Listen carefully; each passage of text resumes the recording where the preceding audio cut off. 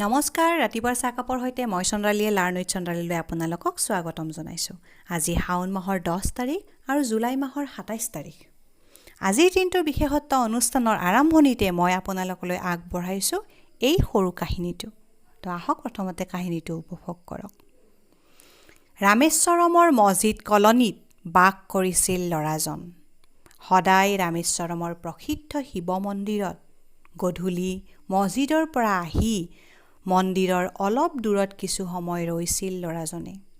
মন্দিৰৰ মন্ত্ৰৰ ধ্বনিবোৰ শুনি আত্মহাৰা হৈছিল, কিন্তু তেওঁ অনুভৱ কৰিছিল মন্দিৰৰ বাহিৰত থকা মানুহবোৰে তেওঁক সন্দেহৰ চকুৰে চায়।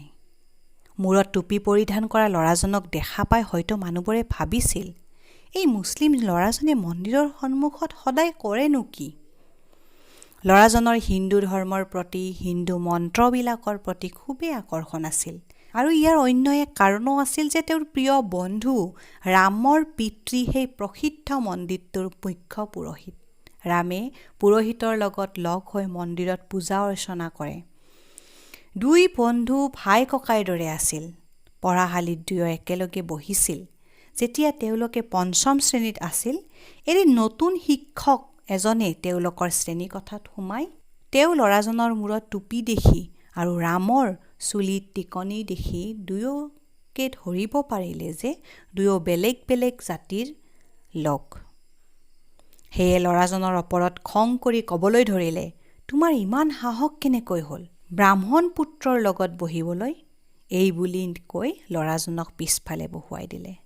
ৰাম আৰু ল'ৰাজনৰ সেইদিনাখন বৰ দুখ লাগিল। দুয়োয়ে ভাবিলে যে তেওঁলোক আৰু কেতিয়াও বন্ধু হৈ থাকিব নোৱাৰিব। সেইদিনাই তেওঁ যেতিয়া ঘৰ সোমাল, ঘৰৰ আন সকলেও কথাটো গম পালে আৰু তেওঁ দুখ কৰি থকা দেখি আটাইৰে মনটো বেয়াও লাগিল। সেইদিনাই গধূলি ৰাম আহি ল'ৰাজনক ক'বলৈ ধৰিলে যে তোমাক তৎক্ষণাত পিতাই মাতিছে। ল'ৰাজনৰ ভয় বাঢ়িল। স্কুলত হোৱা কথাটোৰ বাবে হয়তো তেওঁক ৰামৰ পিতাকে খং কৰিব। কিন্তু ৰামৰ ঘৰ গৈ ল'ৰাজন আচৰিত হ'ল, এয়া পুৰোহিতৰ লগত স্কুলত খং কৰা শিক্ষকজন নহয়নে? দুয়ো গৈ পুৰোহিত আৰু শিক্ষকৰ ওচৰ পালে।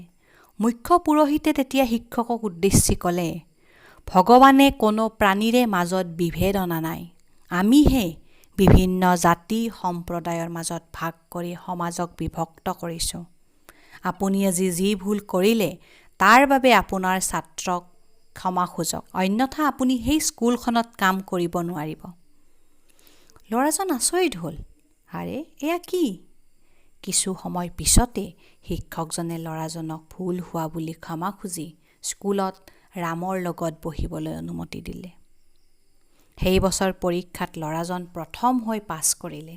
সৰুকালৰে পৰা তীক্ষ্ণ বুদ্ধিৰ এই ল'ৰাজন হ'ল ভাৰতৰ প্ৰাক্তন ৰাষ্ট্ৰপতি ডক্টৰ APJ আব্দুল কালাম।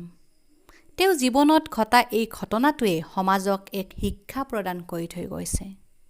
তো আহক আজিৰ দিনটোৰ বিশেষত্ব অনুষ্ঠানৰ জৰিয়তে আমি তেখেতৰ মৃত্যু তিথি উপলক্ষে তেখেতৰ জীৱন চমুকৈ আলোচনা কৰোঁ। 1931 চনৰ 15 অক্টোবৰত তামিলনাডুৰ ৰামেশ্বৰমত জন্ম হৈছিল এইগৰাকী মহান ব্যক্তিৰ। তেখেতৰ সম্পূৰ্ণ নাম আব্দুল পাকিৰ জয়নুল আবেদিন আব্দুল কালাম।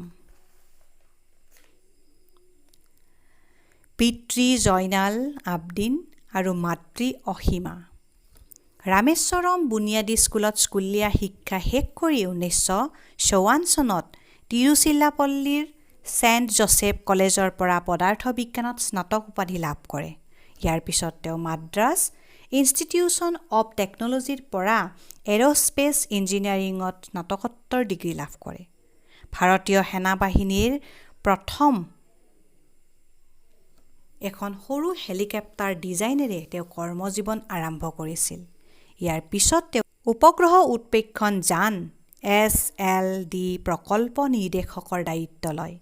1980 চনৰ জুলাই মাহত ভাৰতীয় কৃত্ৰিম উপগ্ৰহ ৰোহিণীক সফলতাৰে পৃথিৱীৰ সমীপ কক্ষপথত প্ৰৱেশ কৰাত সফল হয়। 1965 চনত বিস্তাৰ সক্ষম ৰকেট প্ৰকল্পৰ কাম আৰম্ভ কৰে, জীৱনত বহু সফলতাৰ মুখ দেখা কালাম ছাৰে 1997 চনত ভাৰত ৰত্ন, 2009 চনত হুভাৰ মেডেল, 2013 চনত ডন ব্ৰাউন বঁটা লাভ কৰিছিল।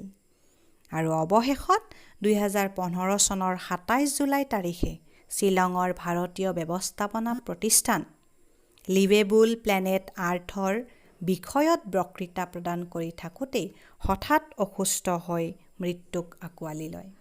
তেখেতৰ কৰ্তৃত্ব, অনন্য প্ৰতিভাৰ বিষয়ে চমুকৈ কৈ শেষ কৰিবই নোৱাৰি।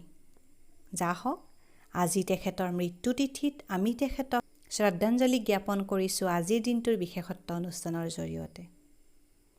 আজিৰ ভিডিঅ'টো চাই কেনে পালে জনাবলৈ একেবাৰে নাপাহৰিব। কাইলৈ পুনৰ লগ পোৱাৰ প্ৰতিশ্ৰুতিৰে মই চন্দ্ৰালীয়ে আপোনালোকৰ পৰা বিদায় লৈছোঁ। ধন্যবাদ। Have a nice day. Thanks for ৱাটছিং।